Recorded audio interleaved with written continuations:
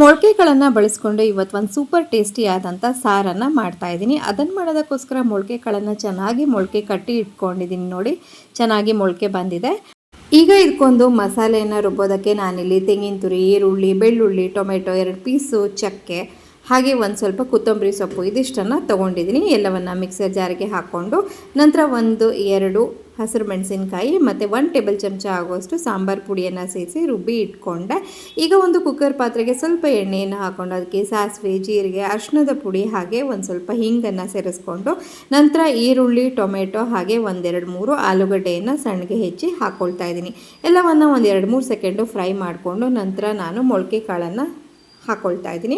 ಮೊಳಕೆ ಕಾಳನ್ನು ಹಾಕ್ಕೊಂಡಿದ್ದಾದ ನಂತರ ರುಬ್ಬಿದಂಥ ಮಸಾಲೆಯನ್ನು ಸೇರಿಸ್ಕೊಂಡು ಅದಕ್ಕೊಂದು ಸ್ವಲ್ಪ ಹುಣಸೆ ರಸ, ಬೆಲ್ಲ ಹಾಗೆ ರುಚಿಗೆ ತಕ್ಕಷ್ಟು ಉಪ್ಪು ಇದಿಷ್ಟನ್ನು ಸೇರಿಸ್ಕೊಂಡು ಚೆನ್ನಾಗಿ ಒಂದು ಸಲ ಮಿಕ್ಸ್ ಮಾಡಿಬಿಟ್ಟು ಚೂರು ನೀರನ್ನು ಹಾಕಿ ಕನ್ಸಿಸ್ಟೆನ್ಸಿ ಅಡ್ಜಸ್ಟ್ ಮಾಡ್ಕೊಂಡಿದ್ದೀನಿ. ಈಗ ಕುಕ್ಕರ್ನಲ್ಲಿ 1 ವಿಸಿಲ್ ಕೂಗಿಸ್ಕೊಳ್ತಾ ಇದ್ದೀನಿ. 1 ವಿಸಿಲ್ ಕೂಗಿಸ್ಕೊಂಡ್ಬಿಟ್ರೆ ರುಚಿಯಾದ ಈ ಒಂದು ಮೊಳಕೆ ಕಾಳಿನ ಸಾರು ತಿನ್ನೋದಕ್ಕೆ ರೆಡಿ ಇರುತ್ತೆ. ಫೈನಲಾಗಿ ಒಂದು ಸ್ವಲ್ಪ ಕೊತ್ತಂಬರಿ ಸೊಪ್ಪಿನಿಂದ ಗಾರ್ನಿಷ್ ಮಾಡಿಕೊಂಡ್ರೆ ಇನ್ನೂ ತುಂಬ ಚೆನ್ನಾಗಿರುತ್ತೆ. ಈ ಮಳೆಗಾಲಕ್ಕೆ ಬಿಸಿ ಬಿಸಿಯಾಗಿ ಅನ್ನದ ಜೊತೆ ತಿನ್ನೋಕ್ಕೆ ತುಂಬಾ ಟೇಸ್ಟಿಯಾಗಿರುತ್ತೆ. ಅನ್ನದ ಜೊತೆ ಅಲ್ಲದೆ ಚಪಾತಿ, ರೊಟ್ಟಿ ಇವುಗಳ ಜೊತೆ ಕೂಡ ನೀವು ಇದನ್ನು ಸವಿಬೋದು. ನನಗಂತೂ ಇದು ತುಂಬಾ ಇಷ್ಟ ಆಯಿತು. ನೀವು ಕೂಡ ಟ್ರೈ ಮಾಡ್ಕೊಳ್ಳಿ, ಹಾಗೆ ನನ್ನ ರೀಲನ್ನು ಸೇವ್ ಮಾಡ್ಕೊಳ್ಳಿ.